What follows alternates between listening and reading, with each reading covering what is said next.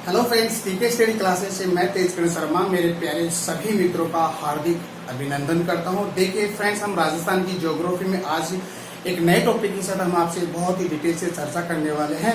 और आज का हमारा जो टॉपिक है, राजस्थान की जो प्रमुख बांध यानी कि राजस्थान के जो प्रमुख जो डैम है उनके बारे में हम पढ़ने वाले हैं। इससे पहले वाला जो वीडियो था उसमें हमने बात की थी राजस्थान की विभिन्न परियोजनाओं के बारे में, बहुत ही डिटेल से पढ़ा है।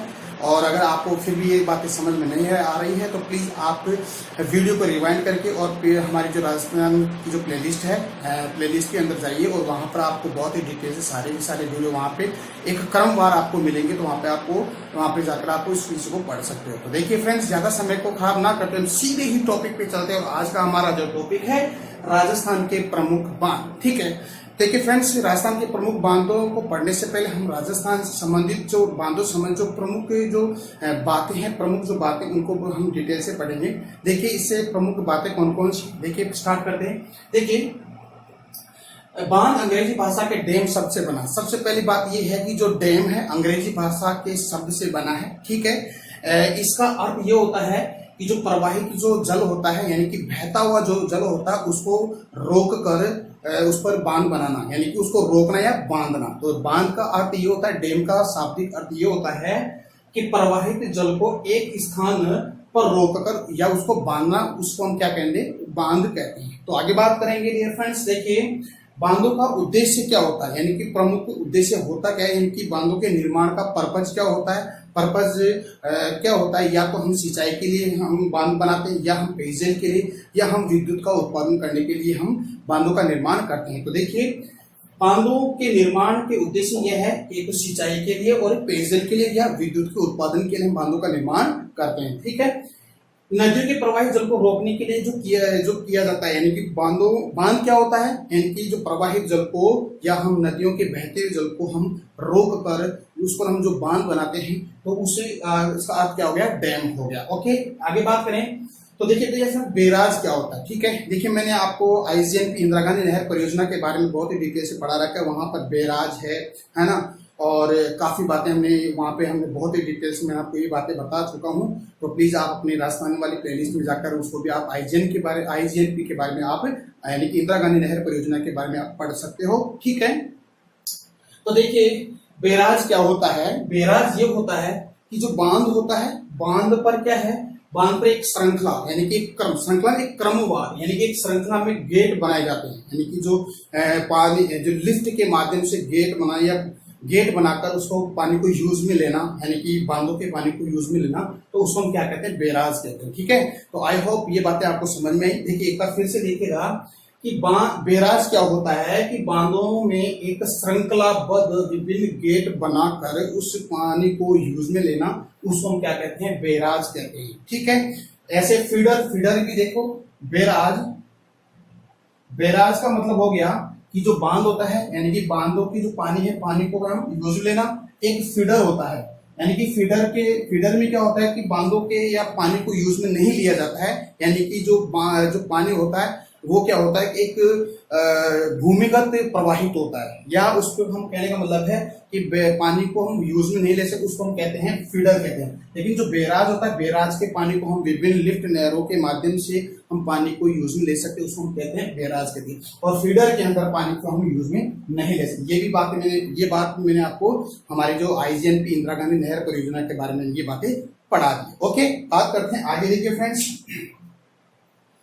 आगे अगर हम बात करें तो यहाँ पर देखिए हम जो बांध है, बांधों के बारे में एक कोटेशन है। हमारे जो प्रथम जो प्रधानमंत्री पंडित जवाहरलाल नेहरू जी ने बांधों के बारे में एक बहुत ही बढ़िया एक कोटेशन दिया, एक कथन कहा है। वो कहा है कि जो बांध होते हैं ना, वो आधुनिक भारत के क्या होते हैं, मंदिर होते हैं। तो कहने का मतलब है कि प्रथम जो प्रधानमंत्री पंडित जवाहरलाल नेहरू ने बांधों के बारे में कहा है कि बांध क्या होते हैं, आधुनिक भारत के मंदिर कहलाते हैं। तो ये कोटेशन आपको याद करना है। ये कोटेशन किसने कहा है, पंडित जवाहरलाल नेहरू ने कहा है, जो हमारे भारत देश के प्रथम क्या थे, ये प्रधानमंत्री थे। ठीक है, PM थे। ओके, बात करते हैं आगे। अब देखिए टाइप्स ऑफ डैम, यानी कि बांधों के प्रकार क्या होते हैं, बांध कितने प्रकार के होते हैं। देखिए स्वरूप के आधार पर जो डैम होते हैं उसके 4 प्रकार होते हैं। कितने प्रकार होते हैं? 4 प्रकार होते हैं। कौन कौन से होते हैं? देखिए फ्रेंड्स, अब यहाँ पर आप इसको ज्यादा डीप में जाने की जरूरत नहीं फ्रेंड्स, इसको आप बहुत ही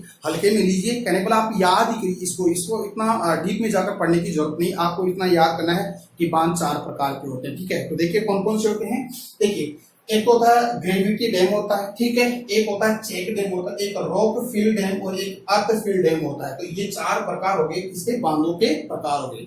कौन कौन से? एक तो क्या है, ग्रेविटी डैम होता है, ठीक है, एक चेक डैम होता है और एक रॉक फिल डैम होता है और एक होता है अर्थ फिल डैम होता है। तो इतना ही आपको याद करना है। ठीक है, इसके बाद में बात करेंगे कि जो बांधों के निर्माण में जो प्रमुख जो सामग्री होती है, कौन कौन सी सामग्री आती है उसके निर्माण के अंदर, तो आपको पता है ये तो बहुत ही नॉर्मल बातें हैं डियर फ्रेंड्स। देखिए कंक्रीट, ठीक है, यानी कि कंक्रीट है जिसको हम रोड़ी बजरी कहते हैं, ठीक है, और मिट्टी भी इसके अंदर काम आती है और जो स्टील है, स्टील भी इसके बांधों के निर्माण में काम आती है। ठीक है, तो इन 4 बातों को आप याद 3-4 बातों को याद रखिएगा। 4 प्रकार के डैम होते हैं, बांध होते हैं और इसके अंदर जो निर्माण के अंदर कौन कौन सी सामग्री होती है, वो सामग्री होती है कौन सी?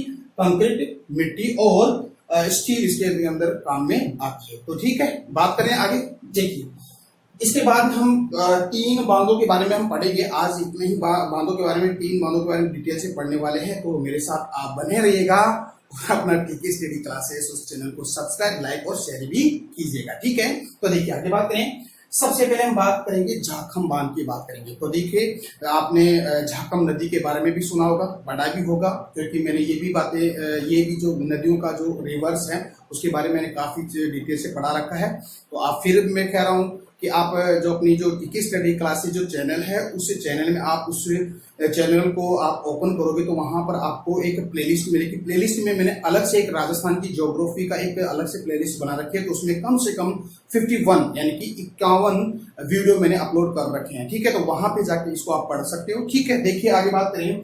देखिए झाखम बांध क्या होता है। झाखम, देखिए झाखम बांध कहाँ है, पहली बात अगर करें फ्रेंड, इसको मैं मिटा देता हूँ। ठीक है, देखिए झाखम बांध, देखिए झाखम बांध है, झाखम बांध है प्रतापगढ़ में, प्रतापगढ़ में। ठीक है, कौन सी नदी पे बना है? ये बनी है जाखम, जाखम नदी पर ये बना है। ठीक है, और मैंने जाखम नदी के बारे में आपको बताया, जाखम नदी कहाँ से निकलती है? प्रतापगढ़, और कहाँ से?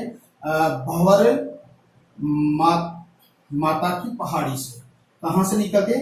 वहां भंवर माता की पहाड़ी से निकलती है। ठीक है, और देखिए फ्रेंड्स, देखिए यहाँ पे देखिएगा झाखम नदी पर बना है, और ये जो झाखम नदी है वो किसकी सहायक नदी है? माही नदी की सहायक नदी। किसकी? माही नदी की ये क्या है? सहायक नदी है। ठीक है, देखिए इसके बारे में और भी बहुत ही डिटेल से बता रखा है। इसमें एक बहुत इंपॉर्टेंट बात छिपी हुई है इस झाखम बांध में। देखिए यह राजस्थान का सबसे ऊंचा बांध है, बहुत इंपॉर्टेंट है, बहुत इंपॉर्टेंट है।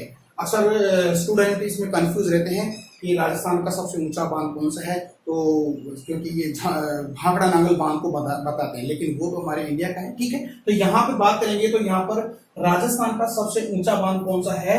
झाखम बांध है। कौन सी नदी पे है? कौन सी? झाखम नदी पर। ये झाखम नदी किसकी सहायक नदी है? माही नदी की सहायक है। और झाखम नदी कहाँ से निकलती है? भंवर माता की पहाड़ी से निकलती है और ये माही नदी के अंदर आकर मिल जाती है, तो इसीलिए इसको माही नदी की सहायक नदी भी कहते हैं। ठीक है, देखिए इसके अलावा और भी बातें हैं।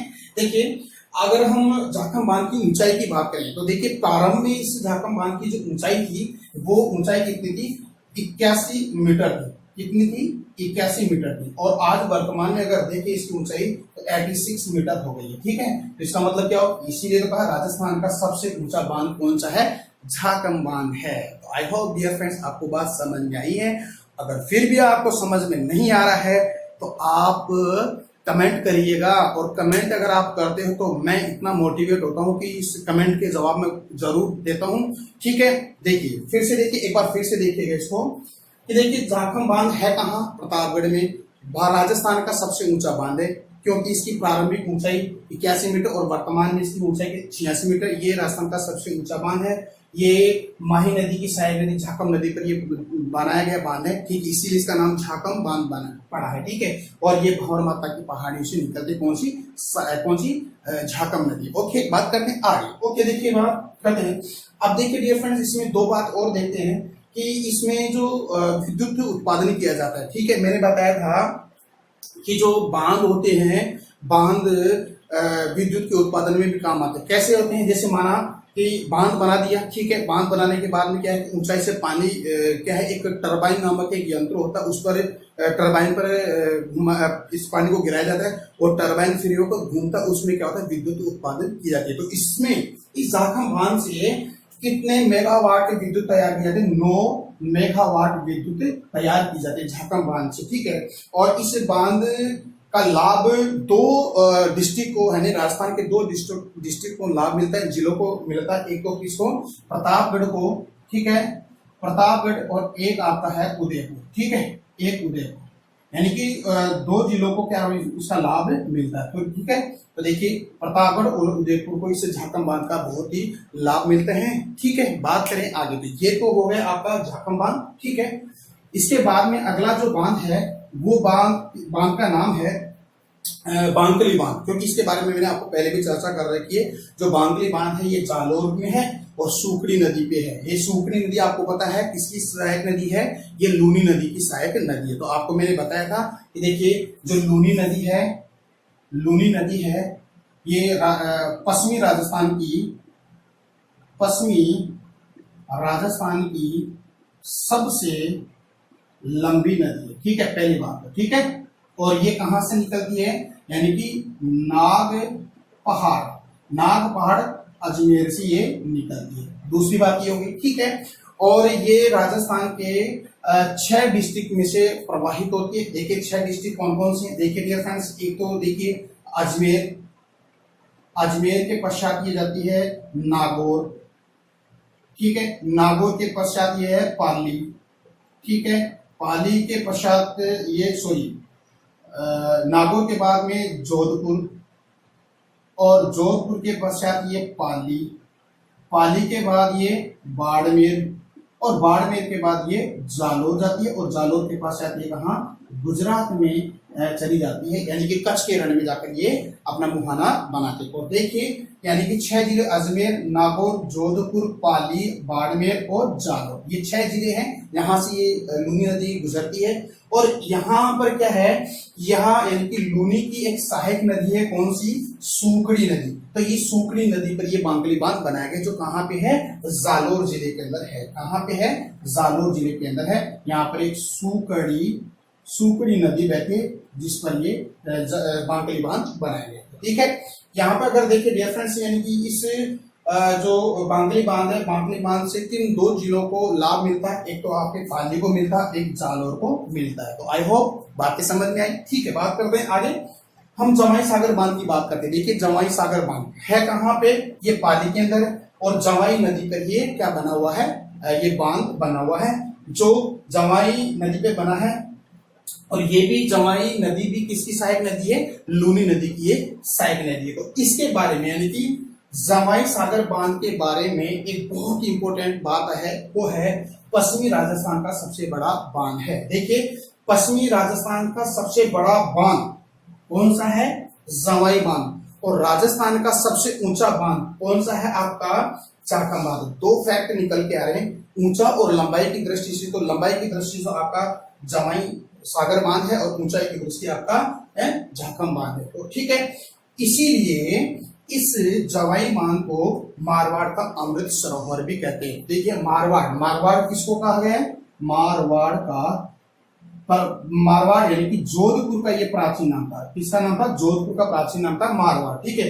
तो इसको मारवाड़ का क्या कहते हैं? अमृत सरोवर कहते हैं। तो डियर फ्रेंड्स, हमने आज 2 बांधों के बारे में पढ़ा, सॉरी 3 बांधों के बारे में पढ़ा, झाकम बांध, बांकली बांध और एक जवाई सागर बांध। और इसके अलावा जो बांधों के बारे में जो फैक्ट थे, कुछ इंपॉर्टेंट फैक्ट, इन फैक्टों के बारे में हमने पढ़ाया। तो आज का हमारा बांधों का टॉपिक यहीं पे एंड होता है।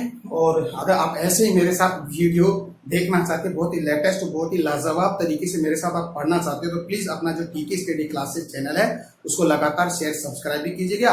और सब्सक्राइब करने के पश्चात जो बेल आइकन आता है उस बेल आइकन को प्रेस कीजिएगा, ताकि जो नया जो मैं यहाँ से अपलोड करूँ वीडियो जिसका नोटिफिकेशन आपको तुरंत आ जाए। ठीक है, तो मिलेंगे फिर। ठीक है, तब तक के लिए मेरे को इजाजत दीजिए। नमस्कार, जय हिंद, जय भारत, बाय बाय।